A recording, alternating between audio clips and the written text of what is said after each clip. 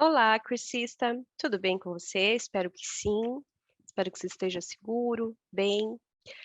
Hoje nós vamos falar então sobre o que é programação visual, esse termo PV, que a gente vai usar durante o nosso curso.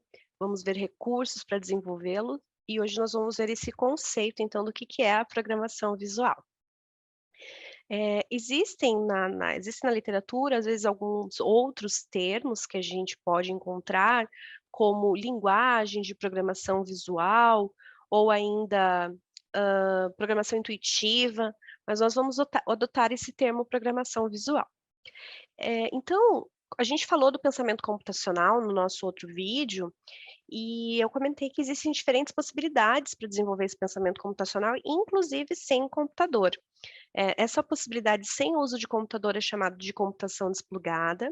A gente pode desenvolver através de jogos já prontos, já programados, já existentes, linguagens de programação, C++, enfim, Java, e existem as linguagens de programação visual, que são que a gente vai trabalhar nesse curso, principalmente o nosso foco. Existe ainda a robótica, que também é uma outra forma, uma outra possibilidade de desenvolver o pensamento computacional. Essas que eu trouxe, elas são baseadas em Zanetti, Borges e Ricard, talvez você conheça outras, enfim, existem outros autores que falam diferente, mas essa é a classificação que eles fazem. Então, o pensamento computacional na educação básica, a gente está pensando aqui, pode ser desenvolvido dessas 5 formas. Como eu falei, no nosso curso a gente vai focar em linguagens de programação visual, que a gente vai estar chamando só de programação visual. Mas você pode pesquisar aí, tem a questão da robótica, os jogos, inclusive a gente teve um curso já aqui na nossa plataforma de criação de objetos de aprendizagem gamificados. Ainda não temos na literatura se esses objetos de aprendizagem gamificados também podem desenvolver o pensamento computacional do estudante, porque é um tema bem novo, mas a gente também vai ter de jogos digitais em breve, então fiquem atentos aí na plataforma.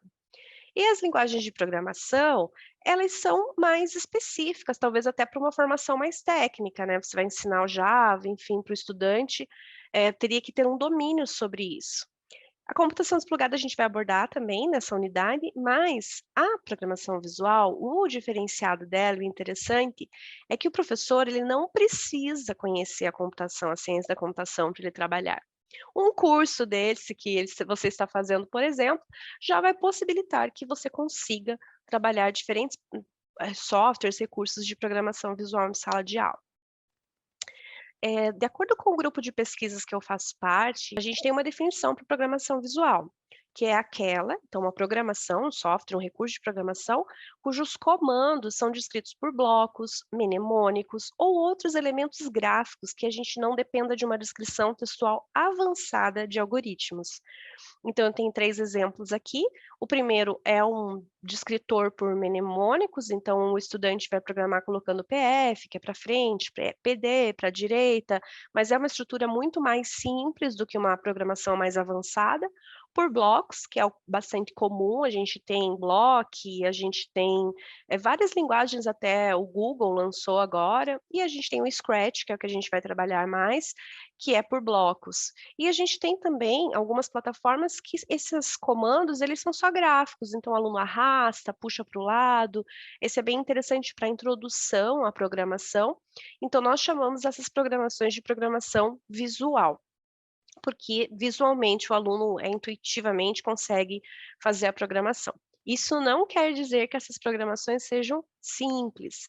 Estudos mostram que, por exemplo, para o professor criar recursos que sejam bem diferenciados para a sala de aula, no Scratch, ele vai ter mais trabalho, vai dar mais dificuldade, né, demanda mesmo. O objetivo maior do Scratch é que o seu estudante programe. Ele faça a programação para desenvolver o pensamento computacional a partir disso. Algumas possibilidades de recurso, então, da programação visual.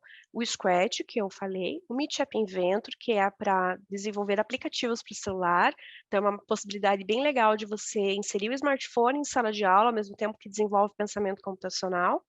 O Programa E, que é uma iniciativa da code.org, então tem recursos gratuitos, é uma linguagem bem introdutória para programação, eu acho bem interessante, antes de trazer App Inventor ou Scratch para os estudantes, trabalhar com algumas coisas do programa E. E a uma linguagem mais antiga, que já existe há bastante tempo, é a linguagem Logo.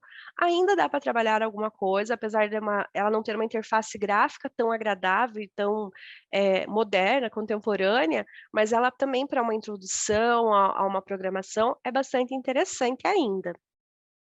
É isso, gente. Então, a programação visual são esses recursos, essas possibilidades de se programar de uma forma mais fácil, mais ou menos, tem um pouquinho de dificuldade também, que senão não ia aprender nada, né, se fosse uma coisa muito simples, não teria nem por que a gente estudar e por que levar para a escola, vai desafiar o teu estudante sim, mas seria uma linguagem mais intuitiva, criativa, que o estudante consegue desenvolver habilidades, criatividade, pensamento computacional, e a gente vai aqui durante o curso verificar que ele também pode aprender matemática a partir dessa programação.